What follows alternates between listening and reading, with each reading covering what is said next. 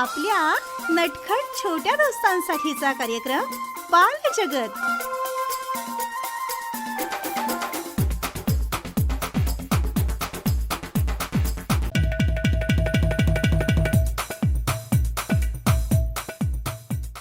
नमस्कार नमस्कार बालदोस्तांनो.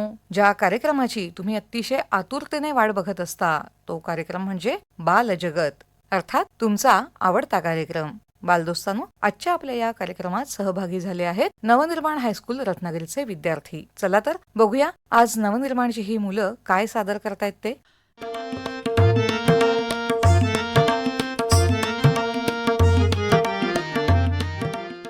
नमस्कार मित्रांनो. साहित्य याचा अर्थ सामग्री असा होतो. अभ्यासाचे साहित्य, शेतीचे साहित्य, खेळाचे साहित्य, परीक्षेचे साहित्य असे शब्दप्रयोग आपण नेहमीच करत असतो. पण मित्रांनो, साहित्य म्हणजे खरं पाहिलं तर लेखन. साहित्य भाषेचा अभिव्यक्तीचे साधन म्हणून आपण वापर करतो. अर्थ निर्माण करण्यासाठी, भावना जागृत करण्यासाठी आणि वाचकांना व्यस्त ठेवण्यासाठी भाषेची साधने आणि तंत्रे वापरतात. मानवी विचार, भावना, अनुभव आणि कल्पनांचे लेखन हे कविता, कथा, निबंध, नाटक, चरित्र, आत्मचरित्र इत्यादीमधून येत असतो हे आपण पाहतो. तुमच्यासारख्या बालकांना समजेल अशा साध्या आणि सोप्या भाषेतून नवनिर्माण हायस्कूलचे विद्यार्थी साहित्याचे प्रकार या विषयावरती एक बालनाटिका सादर करत आहे. या बालनाटिकेतील पात्रपरिचय: सुश्रुत योगराज पवार, कादंबरी भार्गवी पवार, कथा संस्कृती कोकरे, कविता दिलिशा बेंद्रे, चरित्र पूर्वा धोपटे, आत्मचरित्र अफ्रा डिंगणकर, नाटक भार्गवी पवार आणि प्रवास वर्णन अमेय खामकर. मित्रांनो, ऐकलं का? सुश्रुतच्या वर्गाची सहल भिलार या पुस्तकांच्या गावाला नेण्याचं ठरलं. वर्गात सूचना आली. दुसऱ्या दिवशी शिक्षकांनी भिलार या गावची माहिती सांगितली. त्याबाबत एक फिल्म दाखवली. सुश्रुतला ते खूप आवडलं. घरी परतल्यावर तो सहलीला जाणार म्हणून आनंदाने झोपला. काही वेळाने त्याला जाणवलं की काही पुस्तकं मुलामुलींचा वेश परिधान करून आणि हातात हात घालून आनंदाने गाणी गात आहेत, नाचत आहेत. एवढंच नाही तर त्याला उठवतही आहेत. सुश्रुत झोपेतच म्हणाला,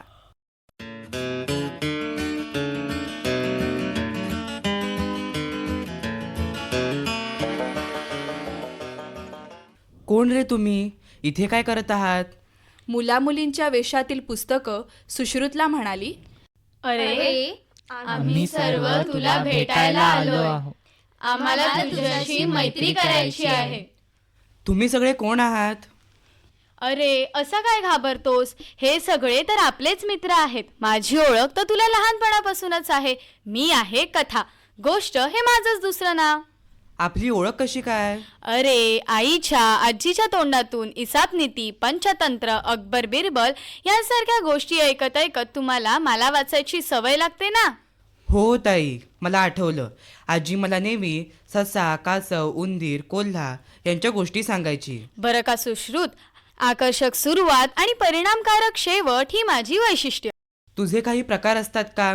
अगदी बरोबर. परिकथा, बोधकथा, विज्ञान कथा, ऐतिहासिक कथा हे सगळे माझेच प्रकार आहेत. त्याशिवाय नाटक, मालिका, चित्रपट ह्यांचा पाया म्हणजे मी. मूळ कथा दर्जेदार असल्याशिवाय कुठलीही कलाकृती उत्तम होऊ शकत नाही. त्याचप्रमाणे उत्तम निवेदन तंत्रामुळे मी खुलत जाते, रंगत जाते. किंबहुना उत्तम निवेदन तंत्र हे माझ्या यशाचं रहस्य. तुला निर्माण करणाऱ्या लेखकांची मला नावं सांग ना. य गो जोशी, वि स खांडेकर यासारख्या अनेक नामवंत लेखक लेखिकांनी आपल्या उत्तमोत्तम कथांनी मराठी वाचकांना तृप्त केलंय. काय सुश्रुत, आवडली का कथा? मी कादंबरी, कथेची थोरली बहीणच म्हण हवं तर. कादंबरी म्हणजे खरं तर मोठी कथाच, पण माझा आवाका कथेपेक्षा फार मोठा. मोठा म्हणजे किती ग? अरे, माझ्यात खूप खूप पात्र असतात. त्यांचा परस्पर संबंध असतो. विविध घटना प्रसंगातून माझे कथानक हळूहळू उलगडत जातं. अनेक अनपेक्षित वर्ण घेत घेत मी वाचकाची उत्कंठा वाढवते. खरंच तुझा आवाका खूपच मोठा आहे.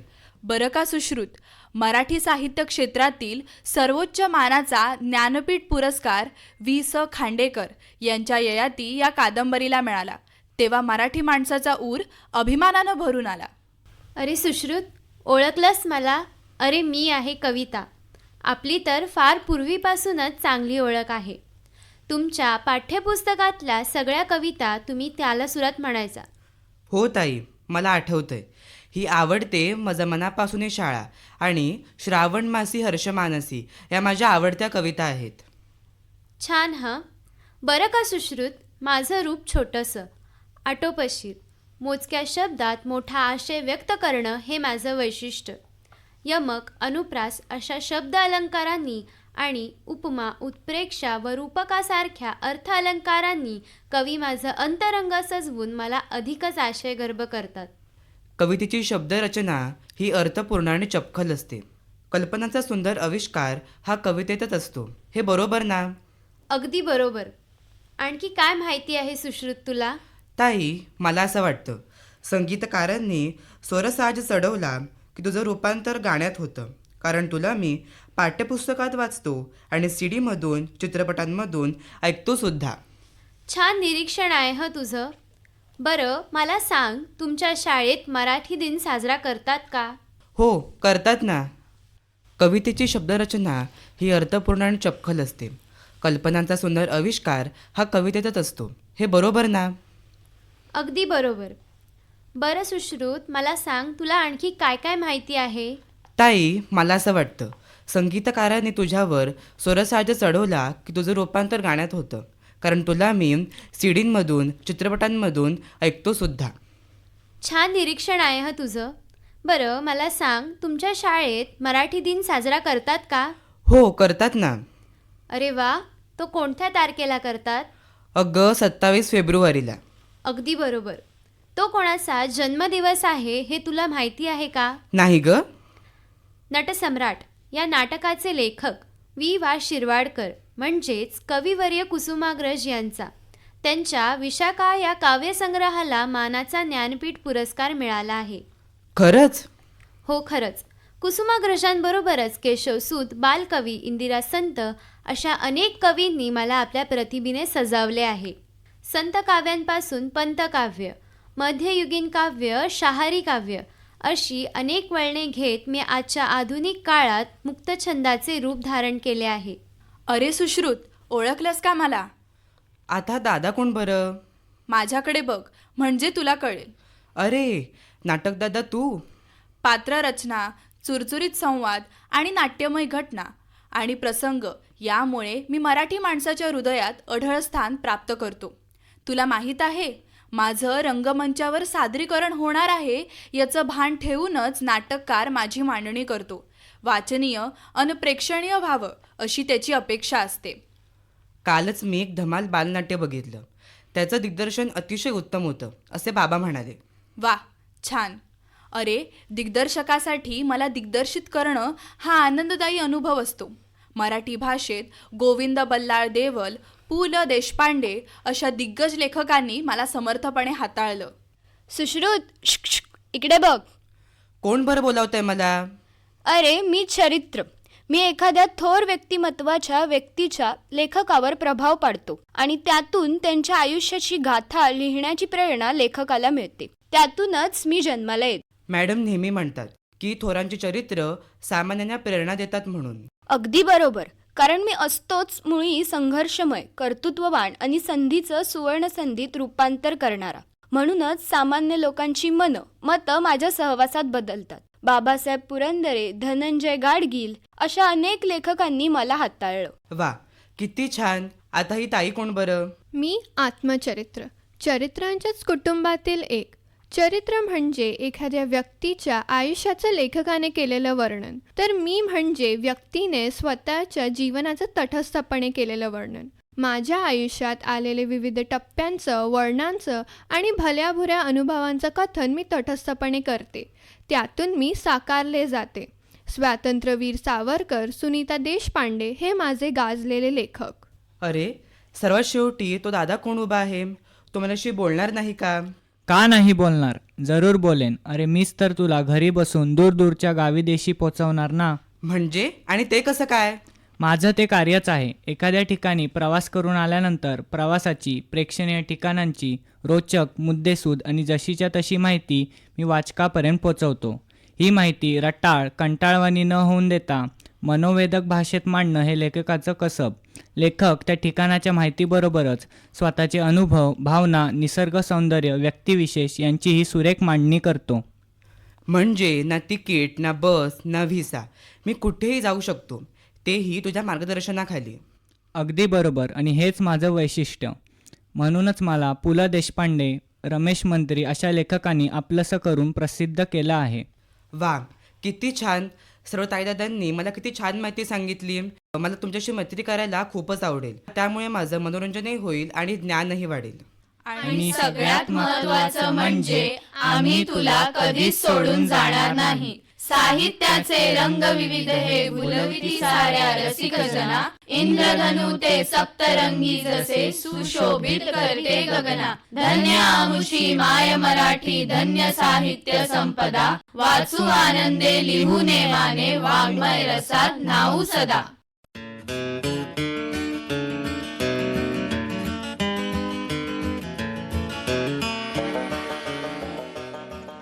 मित्रांनो, आज आपण सादर करीत आहोत शिक्षणाचे भारूड.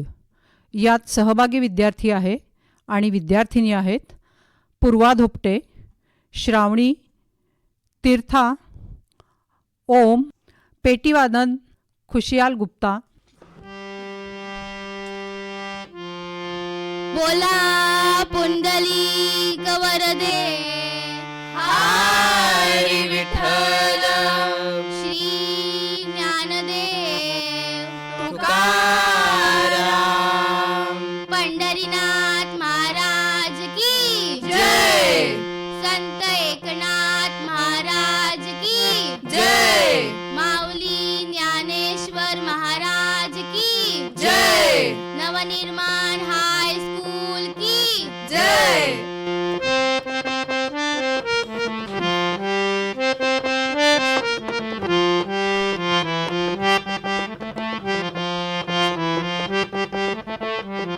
एका गावात आलं हुब झाड, एका गावात आलं हुब झाड.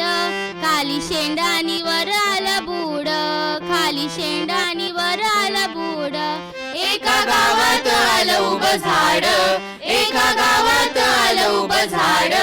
खाली शेंडानी वर आलं बुड, खाली शेंडानी वर आलं बुड. हो.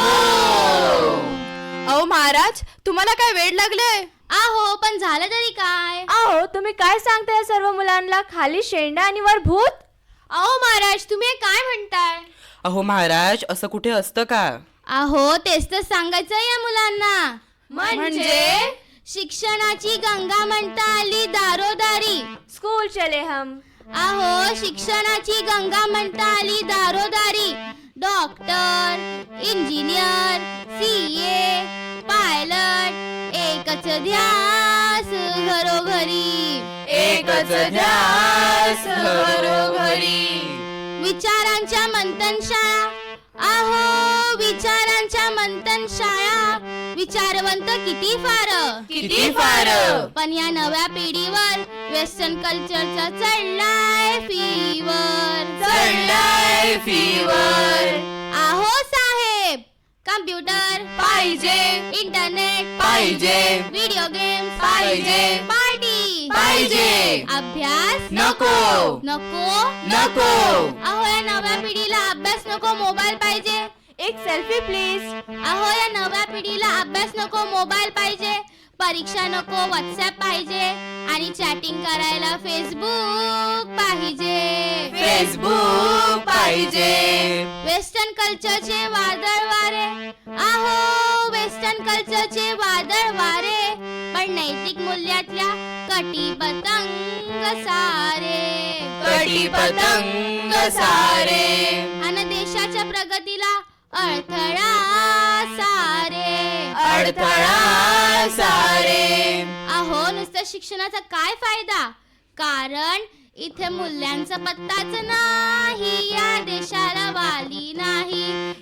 मूल्यांचा पत्ताच नाही, या देशाला वाली नाही. एका गावात आलं उभं झाड, एका गावात आलं उभं झाड, खाली शेंडानी वर आलं बुड, खाली शेंडानी वर आलं बुड.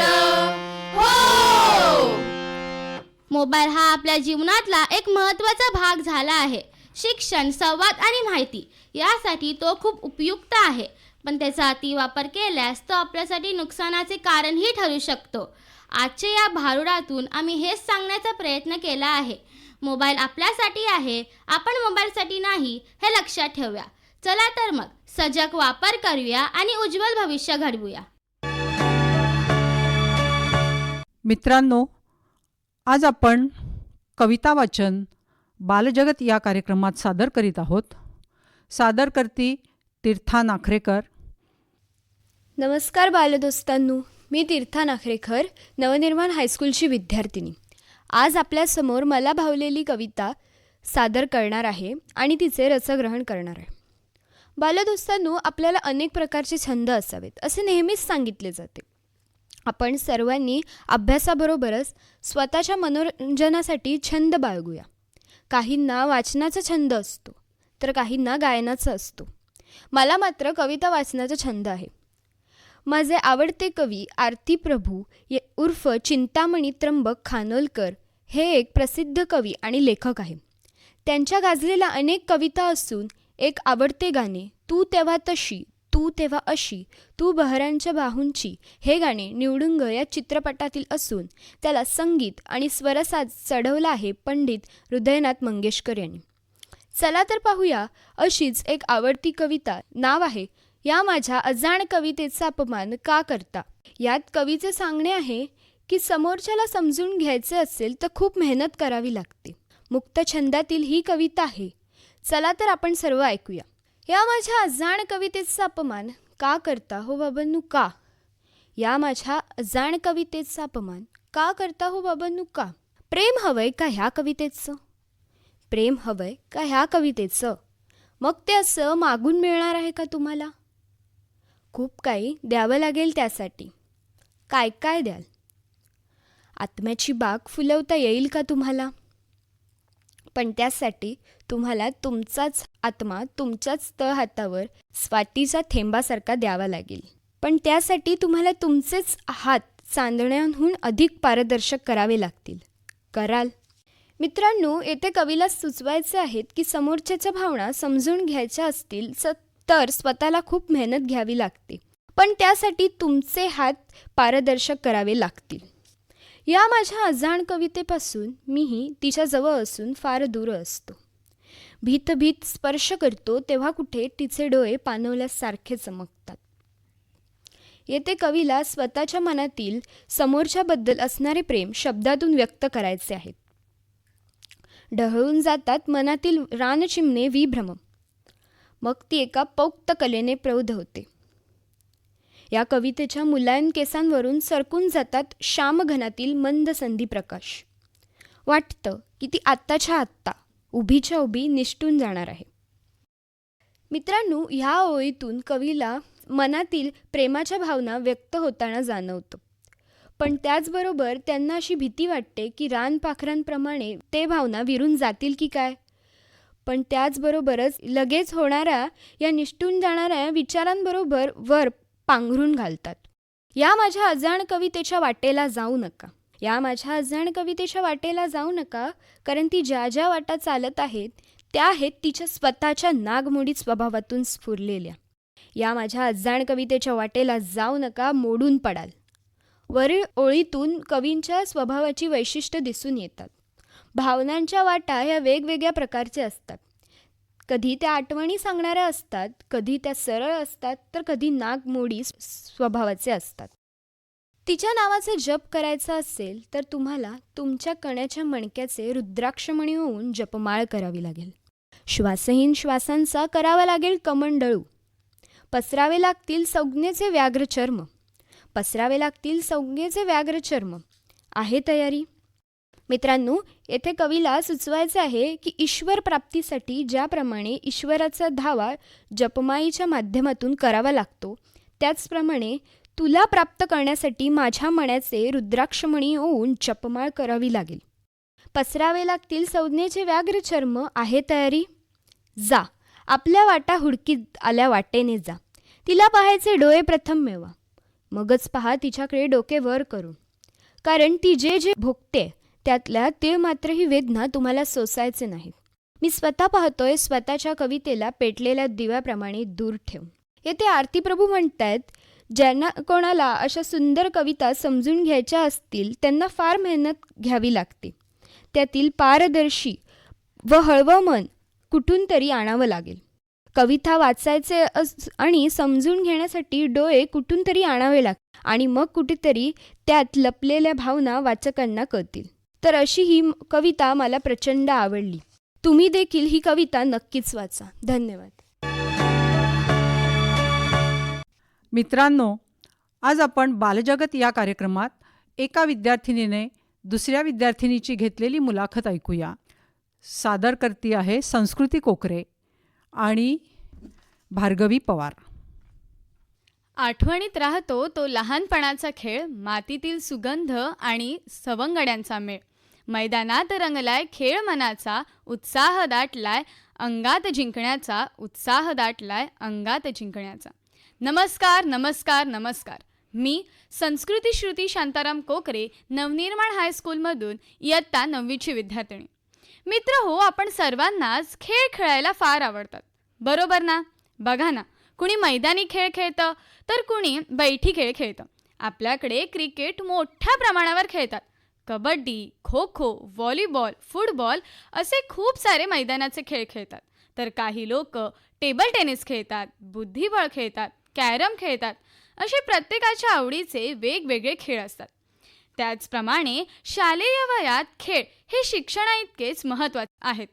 ते मुलांच्या शारीरिक, मानसिक आणि सामाजिक विकासासाठी अत्यावश्यक आहेत. मित्र हो, पण माझी मैत्रीण एक वेगळाच खेळ खेळते. तुम्हाला त्याचं नाव माहितीच असेल. ती खेळते तायक्वोंदो. हा खेळ दक्षिण कोरियाचा आहे आणि आपल्या रत्नागिरीत हा 2008 सालापासून सुरू झाला आहे. आणि आपल्या भेटीला जी माझी मैत्रीण आली आहे तिचं नाव आहे भार्गवी सत्यविजय पवार. भार्गवी, तू मिळवलेल्या यशाबद्दल सर्वप्रथम तुझे अभिनंदन. राष्ट्रीय स्तरावर तायक्वोंडोमध्ये निवड होण्याचा तुझा प्रवास कसा बरं सुरू झाला? मी वयाच्या 8व्या वर्षी तायक्वोंडोचा माझा प्रवास सुरू केला. सर्वात पहिल्यांदा म्हणजे प्रशिक्षण वर्गात येताना आमच्या नवनिर्माण शाळेमध्ये प्रशिक्षण व्हायचं तायक्वोंडोचं. म्हणजे दर शनिवारी एक एक्स्ट्रा ॲक्टिव्हिटीज म्हणून अशा व्हायच्या आणि त्यामध्ये डान्स असेल, म्युझिक असेल, तायक्वोंडो असेल, अशा वेगवेगळ्या ॲक्टिव्हिटीज असायच्या. त्यामध्ये मी तायक्वोंडो ह्यामध्ये भाग घेतला आणि माझा पहिलाच दिवस होता. खूप छान वाटलं. सरांनी मला खूप उत्तम प्रकारे बेसिक जे तायक्वोंडो बद्दल माहिती आहे ती शिकवली आम्हा सर्व मुलांना. आम्ही सर्व मुलं खूप लहान होतो आणि सर असेही म्हणाले की आमचे अजून प्रायव्हेट क्लासेस आहेत, तिथे तुम्ही स्वसंरक्षण शिकू शकता आणि तुम्हाला विविध स्पर्धांमध्ये देखील भाग घेता येईल. त्यानंतर मी दुसऱ्याच दिवशी म्हणजे रविवारी माझ्या बाबांसोबत मी प्रशिक्षण वर्गात प्रवेश घ्यायला गेले होते. बाबा सरांशी बोलले आणि सर म्हणाले की हो चालेल. आणि त्यानंतर असं माझा इथून प्रवास चालू झाला. सुरुवातीला काही जिल्हा स्पर्धांचा मी अनुभव घेतला, कुठेतरी हरणं आलं, जिंकणं आलं, पण हा माझा प्रवास चालू राहिला. त्यानंतर कोरोनानंतर 2020 नंतर मला राज्यस्पर्धा अनुभवायला मिळाली. सलग 4 वर्ष मी राज्यस्पर्धा खेळले, तिथे देखील मी पदक प्राप्त केलं आणि त्यानंतर 2024 आणि 25 साली राज्यस्तरापासून राष्ट्रीय स्तरावरती माझी निवड झाली. खूपच छान भार्गवी. तायक्वोंडो सारख्या कठीण खेळात यश मिळवण्यासाठी तुला रोजच्या सरावात कोणत्या गोष्टींवर सर्वाधिक लक्ष द्यावे लागतंय? खेळ खेळायचं झालं तर शारीरिकरित्या लक्ष द्यायचं झालं तर त्यासोबत मानसिक आपला जो तणाव आहे त्यावरती लक्ष देणं अत्यंत गरजेचं आहे. आपलं शरीर सुदृढ असलं पाहिजे, त्यासोबत आपलं आहार हा उत्तम असला पाहिजे, आपली झोप चांगली असली पाहिजे, आपली रोजची धावपळ पाहता आपलं शरीर कसं आहे, आपला मानसिक ताण आहे का, ह्या सगळ्या गोष्टींकडे लक्ष देणं अत्यंत गरजेचं आहे. भार्गवी, राष्ट्रीय स्तरावर खेळताना तुझा सर्वात अविस्मरणीय क्षण कोणता? राष्ट्रीय स्तरावर खेळताना जेव्हा जिल्ह्यातून राज्यातून मुलं निवड होऊन राष्ट्रीय स्तरावरती खेळायला येतात, तर तेव्हा एका खेळाडू वृत्तीने वेगवेगळ्या राज्यातून वेगवेगळ्या भाषा संस्कृती असलेली मुलं एकत्र खेळाडू वृत्तीने हा खेळ खेळायला येतात. तर हे ज्या मुलांचं एकत्रित येऊन भेटणं जे आहे ते खूप म्हणजे आनंददायी वाटतं आणि खूप अविस्मरणीय क्षण असतो हा. वेगवेगळ्या भाषा असलेली मुलं एकत्र येतात आणि एका खेळाडू वृत्तीने आपल्या भारतासाठी हा खेळ खेळत असतात. भार्गवी, तुझ्या यशामध्ये तुझ्या कुटुंबाचा, कोचचा किंवा मित्रमैत्रिणींचा किती मोठा वाटा आहे?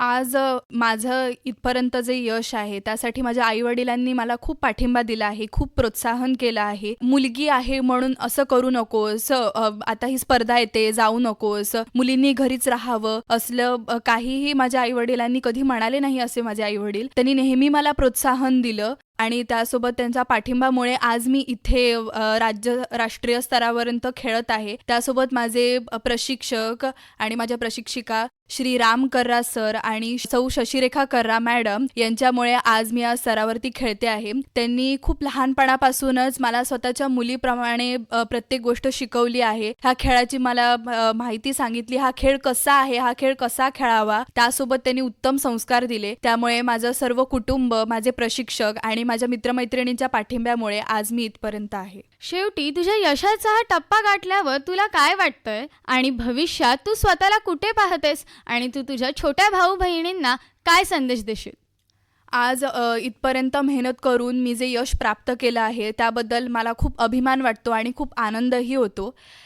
सर्वात प्रथम मला असं वाटतं की माझी अशी आशा आहे की जर पुढे मला भविष्यात एखादी संधी मिळाली तर नक्कीच मला भारतीय संघात ऑलिम्पिक स्तरावरती माझ्या भारतासाठी खेळायला मला नक्की आवडेल.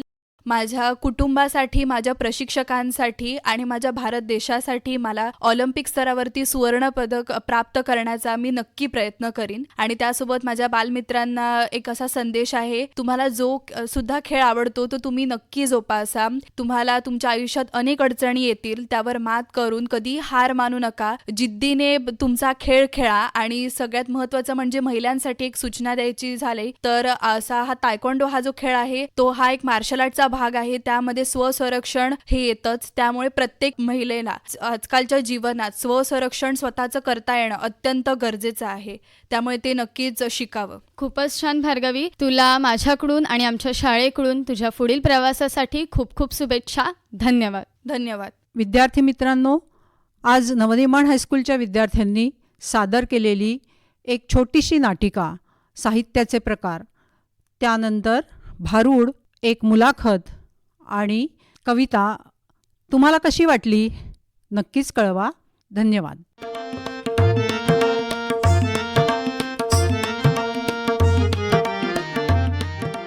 बालजगत बालदोस्तानो, आजच्या या कार्यक्रमात नवनिर्माण हायस्कूल रत्नागिरीच्या विद्यार्थ्यांनी सादर केलेला कार्यक्रम आपण ऐकलात. याबरोबरच मी सोनाली सावंत आजच्या बालजगत या कार्यक्रमामधून आपला निरोप घेते. नमस्कार.